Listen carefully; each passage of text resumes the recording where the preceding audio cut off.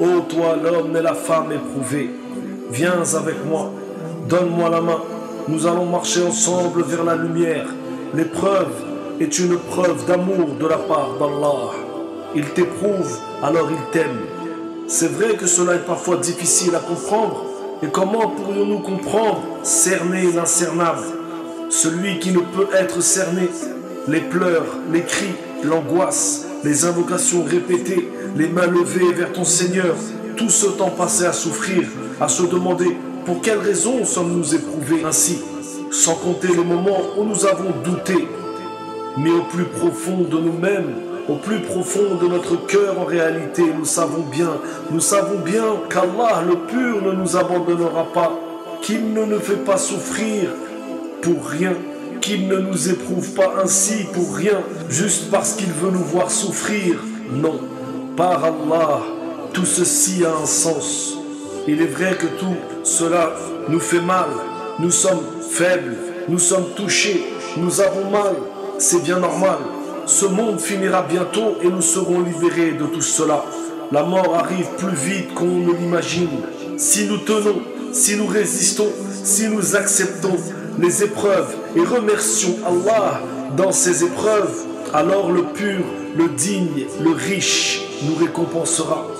Et le sourire gagnera nos visages pour l'éternité. Ce monde nous paraît long, l'épreuve nous paraît longue, mais lorsque tout cela sera fini, ce n'est pas la même sensation que nous ressentirons. Bien au contraire, tout ceci nous paraîtra avoir duré qu'un très court instant. Alors, donne-moi la main et marchons ensemble vers la lumière. Marchons vers la lumière. Courage, par Allah, cette vie est comparable à un mirage. Seuls les doués d'intelligence savent. Seuls les doués d'intelligence comprennent cela. Allah ne t'éprouve pas pour rien. Si nous sommes éprouvés à cause d'un péché ou de plusieurs péchés, alors nous nous repentons et nous demandons au Maître des cieux et de la terre de nous les pardonner, de nous les effacer et de nous les remplacer par quelque chose de meilleur. Ô toi, celui qui ne meurt jamais, qui entend les invocations de celui qui invoque, pardonne-nous, laisse-nous nous accrocher à toi. Tu es le seul que nous avons, à part toi, nous ne possédons rien. Nous sommes pauvres, dévêtus, nous avons faim. Nous avons mal, et c'est pour toi que nous pleurons. Le vivant, celui qui ne meurt jamais, apaise le cœur des croyants, oppressés injustement, blessés. Ô le vivant qui ne meurt jamais, apaise le cœur des éprouvés. Ô toi, celui dont la lumière s'est étendue dans tout l'univers, celui qui crée à la perfection, rends nos cœurs sensibles à ton évocation. Nous t'aimons et nous espérons que cet amour soit sincère. Mon frère, ma sœur, marchons vers la lumière ensemble, marchons vers Allah. Et dans la souffrance, dans cette dure épreuve, rappelons-nous Allah ensemble.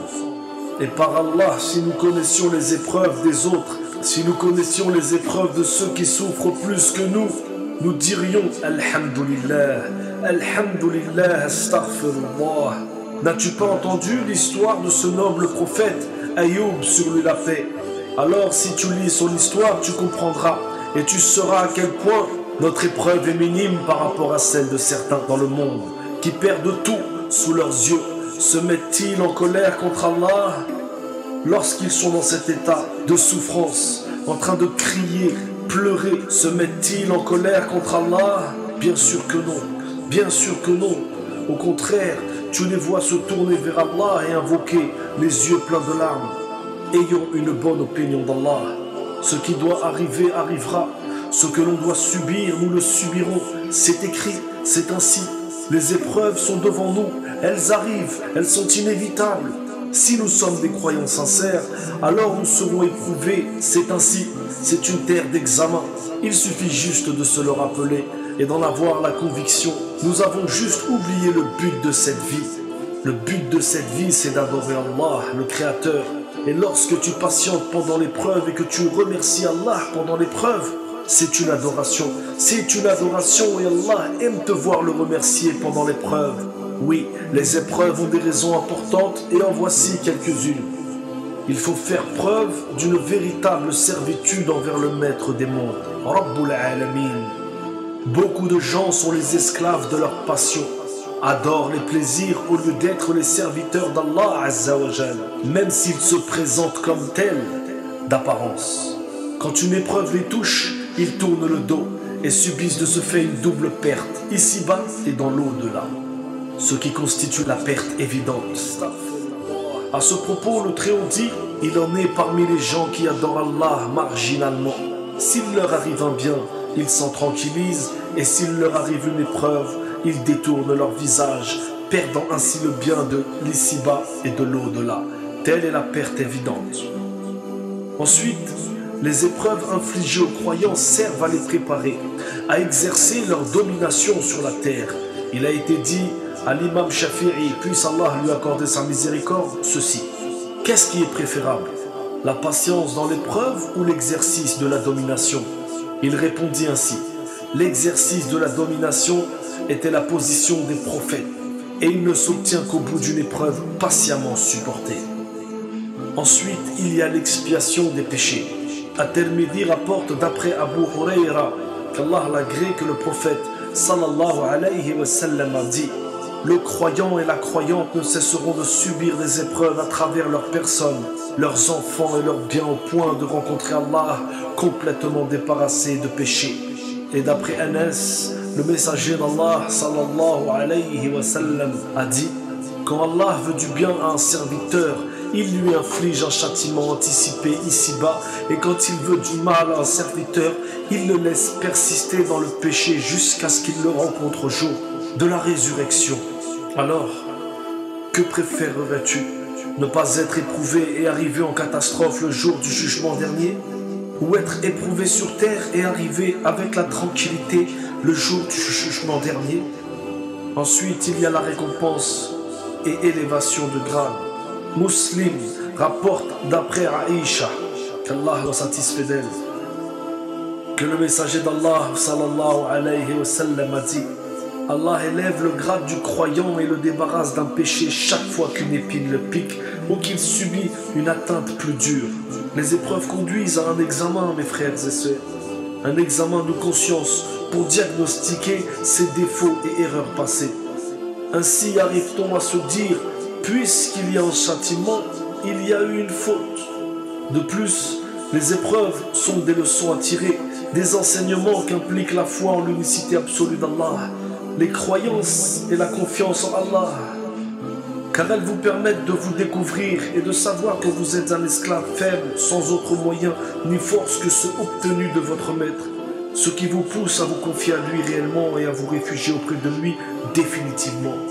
Dans cet état, on se débarrasse du prestige de la surestimation de soi, de l'orgueil, de la feinte et du laxisme. Et l'on est conscient d'être un pauvre qui se réfugie auprès de son maître, un faible qui cherche la protection du très puissant, du transcendant. Ibn al-Qayyim rahimahullah dit: si le transcendant n'appliquait pas à ses fidèles serviteurs des remèdes sous la forme de dures épreuves, il deviendrait trop tyrannique. Quand Allah, transcendant, veut du bien à son serviteur, il l'abreuve d'épreuves appropriées à son état, pour absorber ses affections ruineuses. Quand il l'en a bien débarrassé, il le rend digne d'être promu au plus noble grade, pouvant être atteint ici-bas. La servitude est de recevoir la meilleure récompense dans l'au-delà, c'est-à-dire l'accès à sa proximité et à sa vision. De plus, les épreuves débarrassent le fidèle de la vanité et le rend plus proche d'Allah Azza wa Jal. L'épreuve fait apparaître la véritable nature des gens, car le mérite de certains n'apparaît qu'à travers les épreuves. Comme il a été dit, les gens vivent bien dans la discrétion, jusqu'au moment où ils subissent une épreuve. À partir de là, certains s'avèrent croyants, d'autres hypocrites. Les épreuves participent à l'éducation et à la formation des hommes. Allah a choisi pour son prophète, sallallahu alayhi wa sallam, la vie dure, marquée par des difficultés depuis sa prime enfance, afin de le préparer à assumer l'immense tâche qui l'attendait, et que seuls les hommes les plus solides peuvent accomplir, ceux qui se sont endurcis grâce à leur endurance des difficultés. Le prophète, paix et bénédiction d'Allah sur lui, grandit orphelin de père.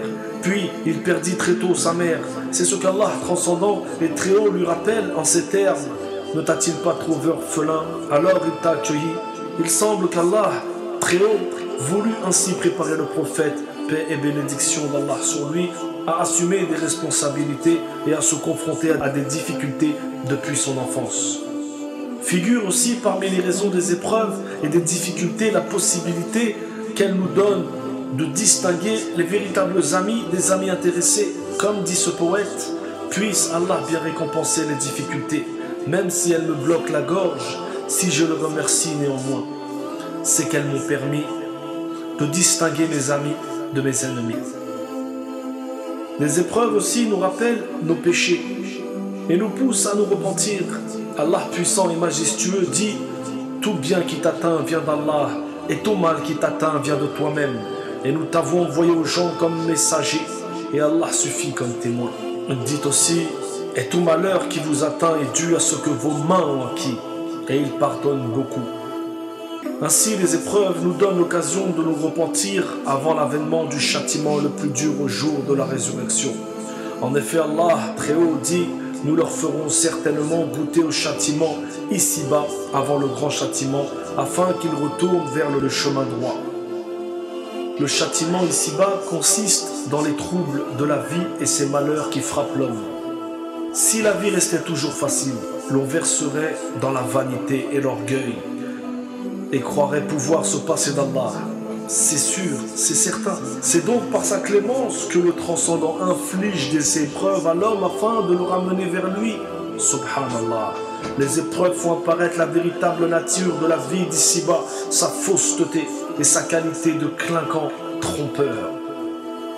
C'est dire que la vie parfaite et vraie est celle qui est au-delà de la vie d'ici-bas, une vie dans laquelle il n'y aura ni maladie ni fatigue. La demeure de l'au-delà est assurément la vraie vie, s'il savait. Contrairement à la vie présente, jalonnée de troubles, de peines et de soucis, nous avons certes créé l'homme pour une vie de lutte. Les épreuves nous rappellent la grâce divine qui permet de jouir de la santé et du bien-être. Et en effet, les épreuves permettent de mieux comprendre le sens de la santé et du bien-être dont nous avions joui pendant des années sans les avoir appréciés à leur juste valeur. Les épreuves rappellent à la fois le bienfaiteur et le bienfait et nous incitent à remercier et louer Allah transcendant pour ses bienfaits. Et cela aussi aiguise le désir du paradis. L'épreuve aiguise le désir du paradis. L'on ne désire le paradis qu'après avoir goûté l'amertume de la vie d'ici-bas. Comment désirer le paradis quand on jouit tranquillement de cette vie, que l'on ne manque de rien et qu'aucun malheur nous touche, nous atteint? Voilà des raisons et des avantages liés à l'avènement des épreuves. Et la sagesse d'Allah très haut reste trop immense pour être cernée. Allah le sait mieux. Alors mon frère, ma soeur, donne-moi la main, marchons ensemble vers la lumière. Place ta confiance en le vivant qui ne meurt jamais. Il y a pire que toi, même si cela paraît être le maximum, il y a pire que toi. D'autres souffrent plus que toi. Et d'ailleurs, ne les oubliez pas dans vos invocations, car par Allah, ils en ont besoin.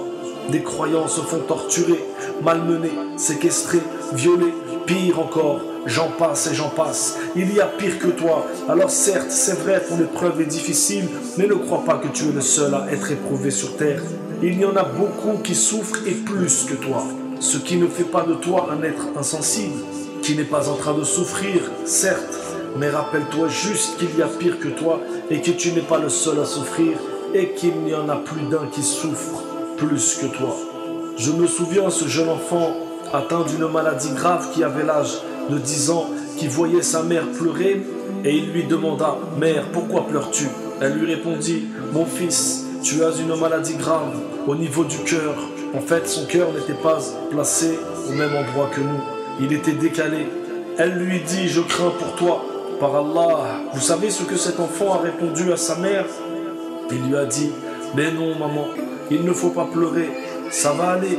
Il y a pire que moi et je ne souffre pas beaucoup. Il ne faut pas être triste. » Alors, vous voyez, nous devons être forts, demander pardon à Allah pour nos péchés, car certes, ce que nous avons acquis, nous l'avons acquis de nos propres mains. Nous te demandons pardon, Ya Allah. Fais de nous des gens forts qui ne baisseront jamais la tête devant les épreuves, les difficultés. Fais que nous ayons une bonne opinion de toi, ô Seigneur des mondes, le doux, le tout affectueux, le généreux, celui qui ne meurt jamais, celui qui entend les invocations de l'opprimé lorsqu'il l'invoque, celui qui n'abandonne jamais, le Maître suprême, celui qui domine tout, qui a généreusement envoyé des prophètes successivement afin de guider les gens, qui a créé les anges de lumière. Nous t'aimons, Ya Allah, et nous aimons tous tes prophètes, sans aucune distinction. Nous aimons tes anges, nous aimons tous ceux que tu aimes, c'est vers toi que nous marchons. Tiens-nous compagnie jusqu'au bout du chemin. Ya Wadoud, oh le doux, oh le doux, oh le doux.